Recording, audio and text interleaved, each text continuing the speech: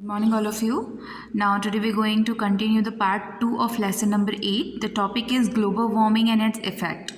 A certain amount of greenhouses, आप लोगों ने इससे पहले वाले फर्स्ट पार्ट में पढ़ा था कि एटमॉस्फेयर क्या होता है. The air surround us, it's called atmosphere.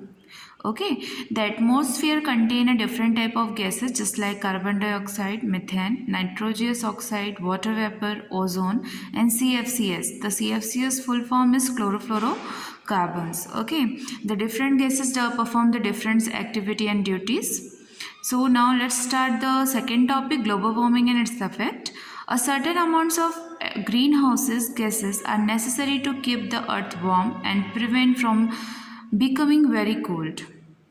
Okay जैसे ग्रीन हाउसेस का एक एग्जांपल दिया था कि एक बेयर हाउस होता है, वहाँ पर कांच से के कांटेक्ट में जो पेड़ पौधे होते हैं वहाँ का जो तापमान होता है वो काफ़ी ज़्यादा गर्म होता है बाकी की जगह से. However rising the pollution level, deforestation and careless use of appliances like air conditioner and refrigerator have a lead to an increase in the amount of this gases in the atmosphere. कहने का मतलब ये है कि जैसे जैसे pollution बढ़ता जा रहा है, डिफॉरेस्टेशन इट मीन्स पेड़ों की कटिंग, ठीक है. एफॉरेस्टेशन का मतलब होता है पेड़ लगाना और डिफॉरेस्टेशन का मतलब होता है पेड़ों को काटना. भारी मात्रा में जो पेड़ों की कमी होती जा रही है, हाँ, उसी की वजह से क्या होता है, जो डिफरेंट टाइप्स ऑफ गैसेस होती है, चाहे वो स्मोक फैक्ट्री से निकलता हो या आपके व्हीकल से निकलता हो, वो एटमॉस्फेयर में बहुत ही ज़्यादा इफेक्ट कर रही है. Careless appliances just like air conditioner का यूज़ बहुत भारी मात्रा में होने लग गया. हर घर में एसी होता है आजकल, मोस्टली सिटीज़ में तो सभी के घर में एसी पाया जाता है. फ्रिज बहुत नॉर्मल सी चीज़ है, फ्रिज सभी के घरों में हो गया है.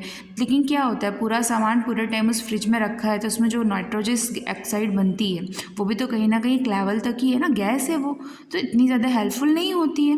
तो इसी तरीके से ये सारे जो गैसेस है, डिफरेंट टाइप्स ऑफ गैसेस का अमाउंट हमारे एटमॉस्फेयर में बढ़ता जा रहा है. This have a constantly lead to an increase the earth temperature and result in the global warming. और यही कारण है कि day by day global warming increase होती जा रही है.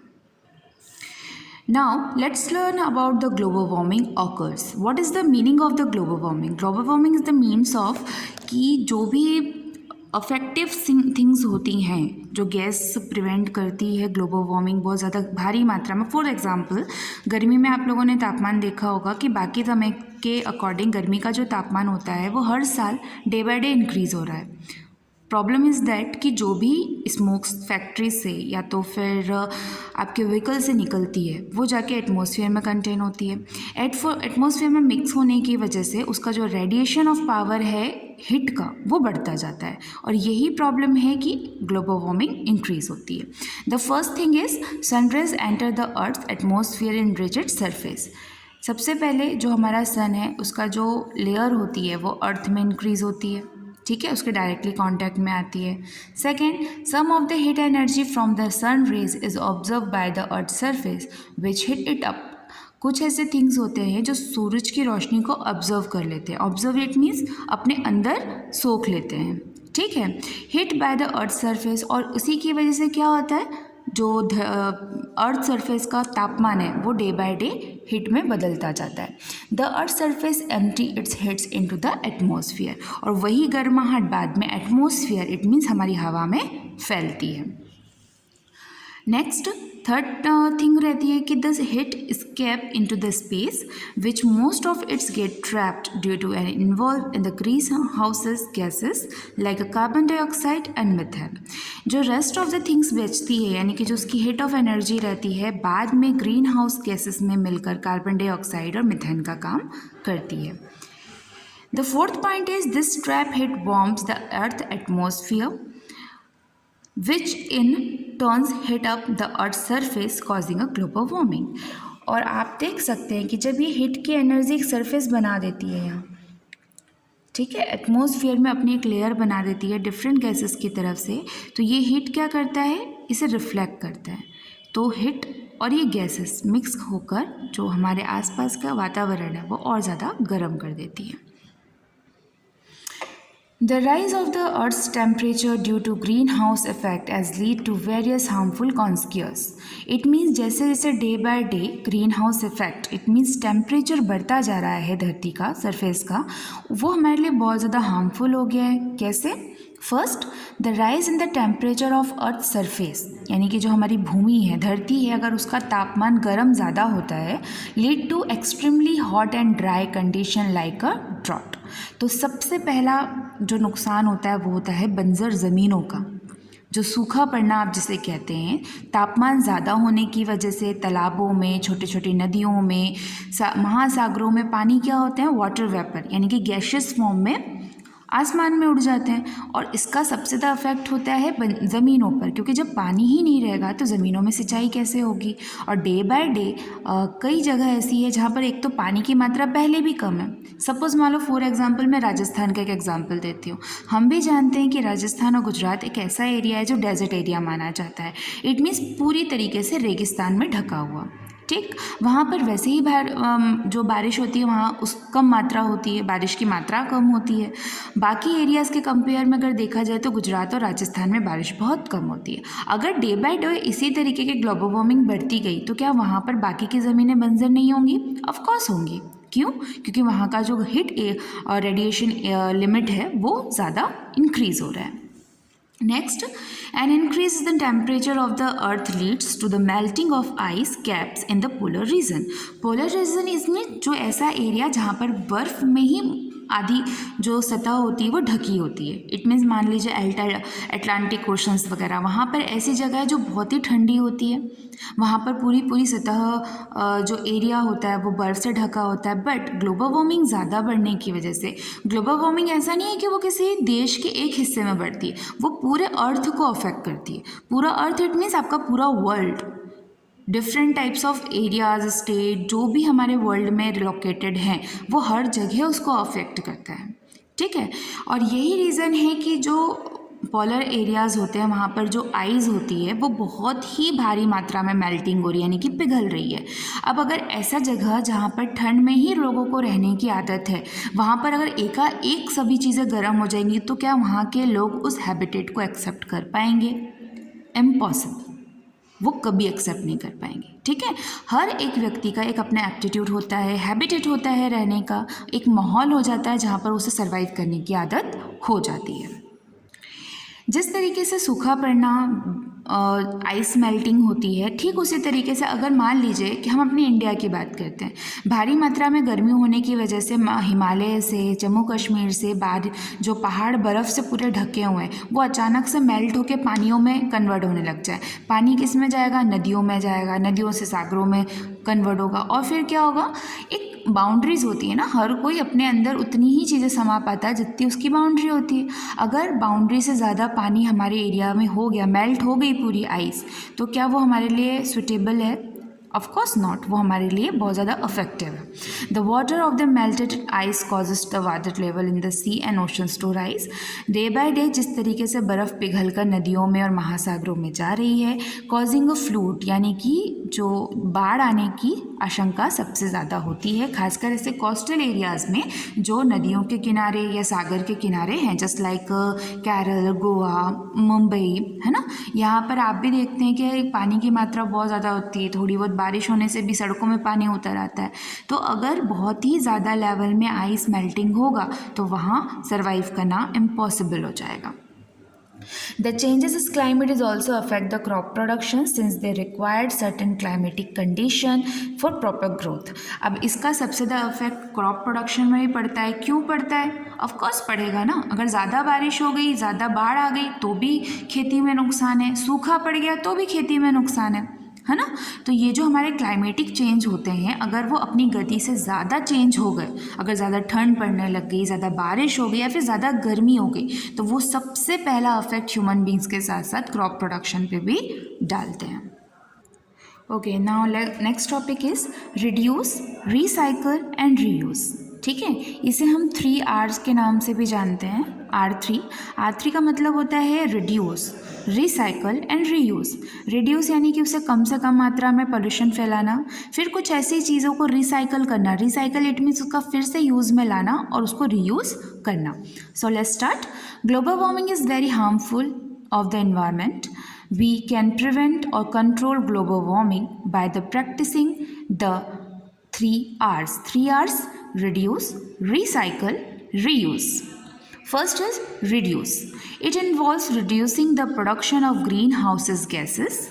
ठीक है, सबसे ज़्यादा रिड्यूस यानी कि इसकी कमी करना.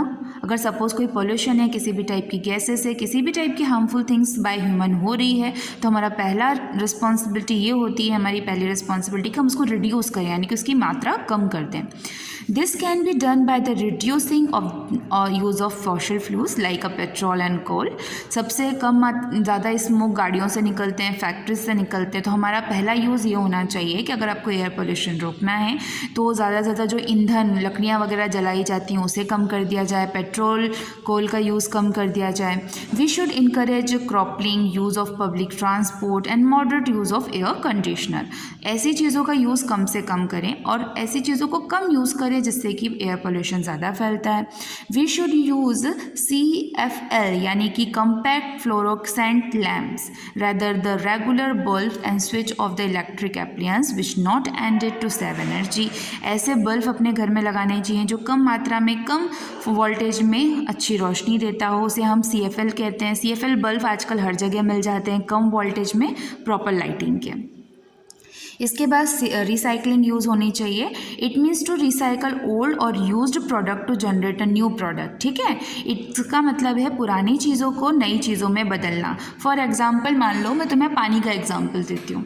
आप लोगों ने देखा होगा कि घर से हम नहाते हैं, वॉश बेसिन में यूज़ करते हैं, वॉशरूम में पानी यूज़ करते हैं. वो सारा पानी आप लोगों ने देखा होगा नालियों से होता हुआ जाता है. लेकिन नालियों से होता हुआ कहाँ जाता है? कभी सोचा है कहाँ जाता होगा? वो सारे चैम्बर्स में जाता है. चैम्बर से निकल के वो बड़ी बड़ी नदियों में, सागरों में मिक्स होता है. ये जो आप बोलते हैं ना कि बहुत ही क्लीन वाटर रहता है नदियों का, सागरों का, एक्चुअली फैक्ट इज़ दैट कि जो वाटर हमारे आसपास पाया जाता है ना, उनमें से सिर्फ कुछ % पानी ही हमारे पीने के लिए रहता है, बाकी सब वेस्ट ऑफ वाटर रहते हैं क्योंकि वो बहुत ही ज़्यादा गंदे या फिर सॉल्टी वाटर्स होते हैं. एग्जाम्पल मैं सोसाइटी का लेती हूँ कि बड़ी बड़ी जो सोसाइटीज़ होती हैं वहाँ पर पानी वापस से कैसे आता है. आप लोगों ने देखा होगा हर शहर में, हर सिटी में कोई एक बड़ी नदी रहती है या कुछ ऐसे डैम्स रहते हैं जिसकी हेल्प की वजह से पानी पहुँचाना ईजिली होता है. लेकिन आपके घर से जो वेस्ट मटेरियल्स निकलते हैं, पानी निकलते हैं, वो वापस से नदियों में जाता है या नदियों से होकर उसे एक जनरेटिंग इलेक्ट्रिसिटी कंपनीज़ में ले जाया जाता है जहाँ पर उस पानी को वापस से छान कर पीने योग्य बना के वापस से कॉलोनीज़ में ट्रांसफ़र किया जाता है. नगर पालिका की तरफ से जो पानी आता है ना, वो वही पानी होता है जो आप लोग घर से वेस्ट करते हो, उसी को रिसाइकल करके वापस से ही कॉलोनियों में पहुँचाया जाता है. तो ऐसी ही चीज़ें होती हैं जैसे कि प्लास्टिक. आप लोगों ने देखा होगा कि आपके घर के आसपास कचरा बीनने वाले लोग आते हैं, पॉलीथीन उठाते हैं, बॉटल उठाते हैं, बाकी चीज़ें नहीं उठाएंगे, सिर्फ पॉलीथीन और बॉटल उठाते हैं. क्यों उठाते हैं? क्योंकि वो उनको भी रिसाइकल करते हैं. प्लास्टिक वगैरह उठा के वो कबाड़ी वाले को देते हैं. बड़ी मात्रा में कंपनियों में वो सब चीज़ें पहुंचाई जाती हैं, उनको वापस से धोया जाता है, अपने अपने अलग तरह की कैटेगरीज़ में डिवाइड कर दिया जाता है. पॉलीथीन को अलग, बॉटल्स को अलग, कैंस को अलग. उन्हें फिर मेल्ट किया जाता है यानी कि उन्हें पिघला दिया जाता है केमिकल की यूज़ से. फिर उनकी मेल्टिंग के बाद उनको वापस से रिसाइकल किया जाता है. उन्हें अच्छी पॉलीथीन में कन्वर्ट कर दो या अच्छे रैपर्स में कन्वर्ट कर दो और फिर उसी से अलग अलग डिफरेंट टाइप्स ऑफ प्रोडक्ट्स बनाए जाते हैं. ठीक है, इट मीन्स जो आप वेस्ट करते हो उसी को वापस से पुरानी चीज़ों को यूज़ करना रिसाइकल कहलाता है. सो recycling requires the less energy and producing a new product from the raw materials. Thus, recycling reduces the use of fossil fuels and the immense greenhouse gases. We must use jute और cloth bag for shopping instant और plastic bag. यानी कि हमें plastic bag का कम से कम use करना चाहिए. उसकी जगह या तो जूट बैग या तो फिर जो पेपर बैग्स होते हैं, कैरी बैग्स होते हैं, उनका यूज़ करना चाहिए. We should recycle product like a paper. हम कौन कौन सी प्रोडक्ट को रिसाइकल कर सकते हैं? पेपर को रिसाइकल किया जाता है, रद्दी वाला आता है ना, तो वो रद्दियों को भी वापस से आपको रिसाइकल करके नई कॉपियों में कन्वर्ट कर दिया जाता है. प्लास्टिक रिसाइकल होता है, न्यूज़ पेपर रिसाइकल होता है, ग्लास वापस से रिसाइकल होते हैं, और एल्यूमिनियम कैन इट मीन्स आप लोगों ने देखी होगी ना, किसी भी कोल्ड ड्रिंक वगैरह की कैन आती है, ये सब चीज़ें वापस से रिसाइकल हो सकती हैं. Reuse. It means that reuse old and used product to reduce to amount of the garbage. It also result with the fewer purchase to new product or an object which require a lot of energy to be manufactured. By reusing, we not only save the earth from a burden of the unnecessary garbage, but they save energy, which is turn reduce global warming. So do not throw away things that can be reduced. Donate your old clothes, books and toys rather than throwing them away. सबसे पहली बात तो reuse का मतलब ही होता है कि आप अपनी पुरानी चीज़ों को कितने अच्छे तरीके से रीयूज़ कर सकते हैं. जो प्रोडक्ट्स वगैरह होते हैं वो तो हम रीयूज़ कर लेते हैं भारी मात्रा में. आजकल आप लोगों ने भी देखा कि हर शहरों में सफाई का बहुत महत्व हो गया है. गवर्नमेंट ने नगर पालिका की हेल्प से जगह जगह डस्टबिन लगा रखे हैं. तो हमारी सबसे पहली प्रायोरिटी तो और रिस्पॉन्सिबिलिटी ये होती है कि हम अगर कभी भी बाहर निकलें या अपनी कॉलोनीज़ में निकल रहे हैं तो हमेशा हम डस्टबिन का यूज़ करें. डस्टबिन का जो कचरा होता है उसे एक प्रॉपर जगह पे थ्रो आउट करें, या तो अगर गाड़ियाँ आती हैं नगर पालिका की तो वहाँ दें, क्योंकि ये उनकी रिस्पॉन्सिबिलिटी होती है कि वो रिसाइकल गार्बेज और नॉन रिसाइकल गार्बेज को अलग कर देते हैं. ठीक. दूसरी बात कि आपके खुद के भी घर में जो पुराने कपड़े, किताबें, टॉयज़ होते हैं उन्हें यहाँ वहाँ जगह जगह फेंकने से बेटर है कि आप उसे किसी यूज़फुल पर्सन के साथ डोनेट करें या शेयर करें. उससे क्या होता है कि एक तो आपकी हैबिट भी अच्छी है, ये गुड हैबिट है कि हम अपनी चीज़ों को किसी ज़रूरतमंद इंसान के साथ शेयर करते हैं, ऐसे बच्चे जिन्हें उनकी ज़रूरत होती है.